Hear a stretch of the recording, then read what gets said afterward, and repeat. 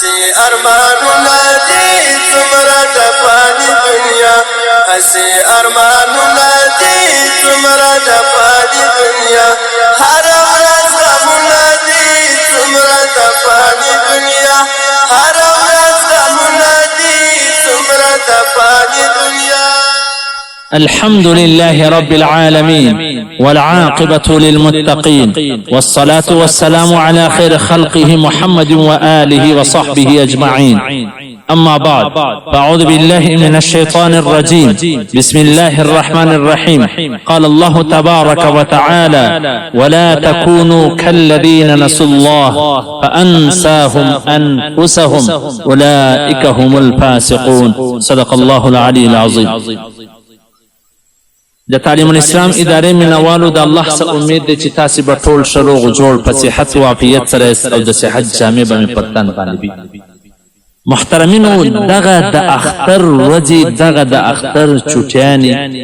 دا باید موږ څنګه تېر کړو او خلک یې څنګه تېروي.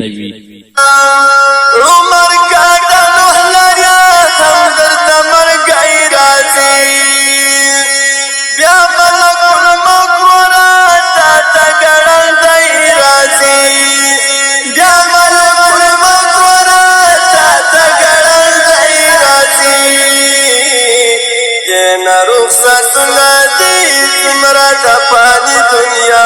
دینا رخصتنا دي څومره د فاني دنیا هره ورځ غمونه دي څومره د فاني دنیا هره ورځ غمونه دي څومره د فاني دنیا هسې ارمان. محترمینو، دغه لوی اختر کې موږ قربانیانې وکړو الله جل جلاله ته هغه چې کوم حکم یې کړی دی هغه پر ځای کو. پسونه حلال کو، څوک غویان حلال کړي چې یا الله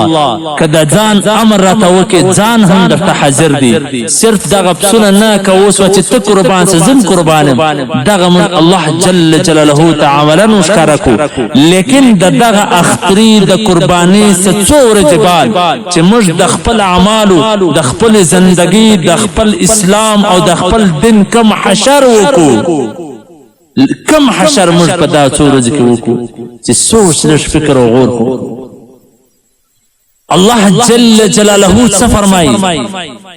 یا ایها الذین آمنوا اتقوا الله ولتنظر نفس ما قدمت لغد واتقوا الله ان الله خبیر بما تعملون. اے ایمان والاو، مؤمنانو ته وایي چې اے ایمان والاو د الله څخه وبېرېږئ. اتقوا الله، وبېرېږئ د الله. ولتنظر نفس ما قدمت لغد، ته په د خپل ګریبان کې وګوره، ته په د خپل ځان سره سوچ وکړه تا دا سبا ورځې ته څه شی رسولی دی. واتقوا الله ان الله خبیر بما تعملون. الله بیا فرمایي چې وبېرېږئ د الله څخه او کوم څه عملونه چې تې کوئ الله په دې باندې خبر. آیا موږ په دغه اختر په دا ورځو کې چې دغه قرباني موږ ته دا پیغام راکړي چې ابراهیم علیه السلام د الله و هر امر ته سر تسلیم کړي و هر حکم ته سر تسلیم کړي، داسې قرباني یې وکړلې. لیکن موږ خو دا قرباني وکړو د هغه سبات کې چې کومې میلې باسو، کم چکرونه باسو، کم پکنیکونه باسو او کم د کور د بچانو د خوندو د کشنې کشنې هغه زنانو کم حقوق موږ په غرونو په ځنګلو کې قربان، هغه غوښې هم د ځانه سره وړي، هغه نور شیان هم د ځانه سره په میلو باندې د عیاشي هغه بازار ګرم کې چې مځکه په نازل غواړي، اسمان و ډبرو ورولو ته تیار سي، سمندر طوفان او سیلاب راوستلو ته تیار سي،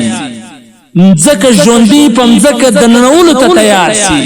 هغه د عیاشي بازار موږ ګرم. الله دا نه ویني،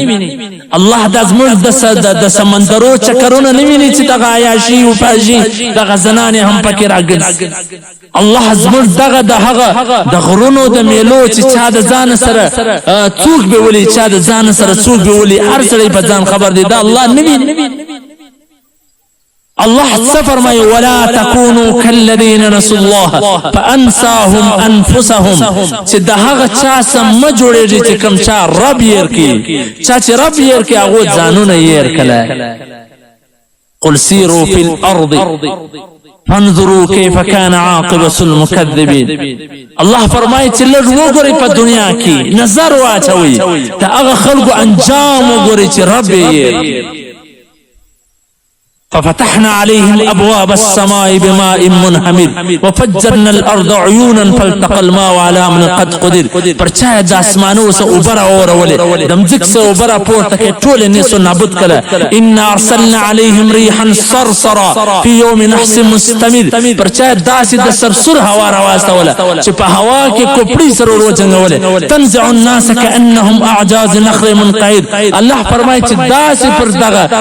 مځکه پراته ولکه د خورما درختي هغه قوم عاد قوم ثمود هغه قوم لوط چې الله د اسمان سره ډبرې پر اورولې ځکه پر چپه خوا واړوله هغه قوم شعیب هغه قوم صالح هغه قوم عاد قوم ثمود دا قوم فرعون دا ټول الله جل جلاله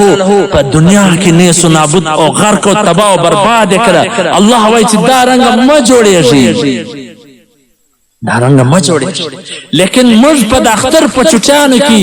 د خپل ځانونه هېر کړو خپل رب هېر کړو موږ د خپل رب احکام هېر کړو د رب هغه حکمونه چې د اختر په دا مبارکو ورځو کې در پښو لاندې سي پاماله سي هغه د خپلو کورنیانو حقوق چې موږ د اختر په د مبارکو شپو کې پاماله کړو څوک سټیج پروګرامونه جوړوي هغه د ځان سره هغه ډمې او ډمان راولي هغه پروګرامونه جوړ کړي دي څوک فلمونه جوړوي په اختر کې د هغه شوي کوي څوک هغه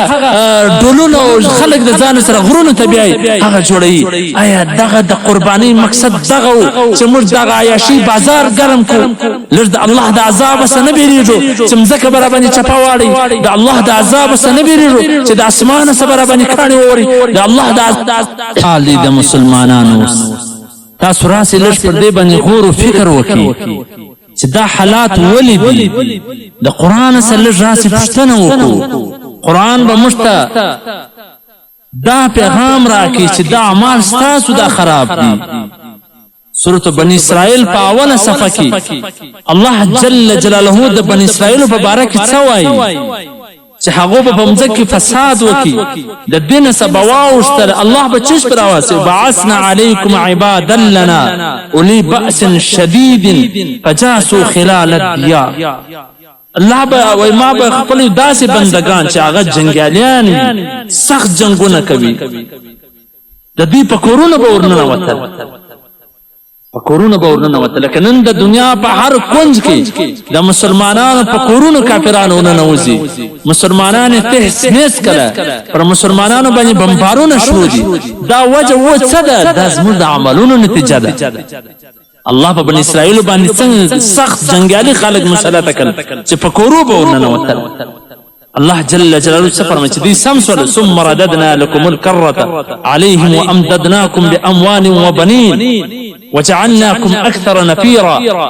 چې بیا به موږ د دې مدد وکړي په مال سره او په اولاد په د دې زامن به ورکړل ډیر نفر به ورکړل الله فرمایي ان احسنتم کچې دې نیکی کوي شکوي نو د ځان سره کوي لانفسکم وان اساتم فلها او کبد کوي هم د ځان سره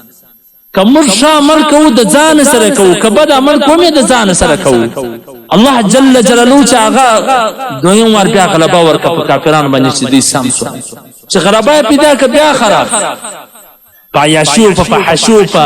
د الله په نافرمانی کې اختص ولا الله جل جلاله بیا داس خلق پر مسلط کړ فإذا جاء وعد الآخرة ليسوء وجوهكم وليدخلوا المسجد كما دخلوا أول مرة الله سفر ما يتداس خلق شستاس مخونه بدرواړي او په مسجد ځان کې بداخله سي لکه څنګه چې اول وار وليتبروا ما علوا تدبيرا او تهس نسبه كده الله جل جلاله غتصول تهس نسبه نو نن چې د کافرانو په مسجدانو کافرانو د مسلمانانو په مسجدانو کافرانو ننوتلي دي نن په کورونو ننوځي دا زموږ د اعمالو نتیجه ده کچېرې اعمال سم کو الله څه فرمایي عسى ربكم ان يرحمكم وان عدتم عدنا دا به تاسو باندې رحم وکړي چې تیر اوړي الله څه فرمایي ان عدتم عدنا چې تیر اوړي الله به هم راو کچیر موږ خپل عملونه سم کو خپل زندگی سم کو الله به د اسمان فیصله زموږ پر زندگی صحیح فیصله دغه واقعیت چې موږ ته الله بیان کړی د دې دپاره نه ده چې موږ خوند پر واخلو الله وایي که وین عدتم عدنا که تی سم واست تی سره به هم سم یم که سم نه واست نو تی سره به هم هغه فیصلې وي کوم چې د بني اسرائیلو سره نو نن چې د مسلمانانو باندې هغه حالات راغلي دي چې د مسلمانانو تیس نیس کړه د مسلمانانو مخونه ور واړول د دې ټوله غټه وجه دا ده چې موږ هغه مبارک شپې د اختر شپې د قربانۍ شپې د عباداتو شپې هغه هم موږ په عیاشي په پروګرامي په بدلو په فلمو په ډرامو د په میلو په چکرو په دې باندې تېرې کړو موږ نه وایو چې تاسو چکرونه مو لیکن داسې د اسلام څخه وتلي چکرونه داسې عیاشي فحشي او داسې ډولو باجیو سرسونو فلمونو او ډرامې دا یقینا و اسمان ته د عذاب دعوت ورکوي که چیرې د عذاب مخه نیسي نو اعمال سم کړي الله دې موږ ته توفیق راکړي چې اعمال سم کوو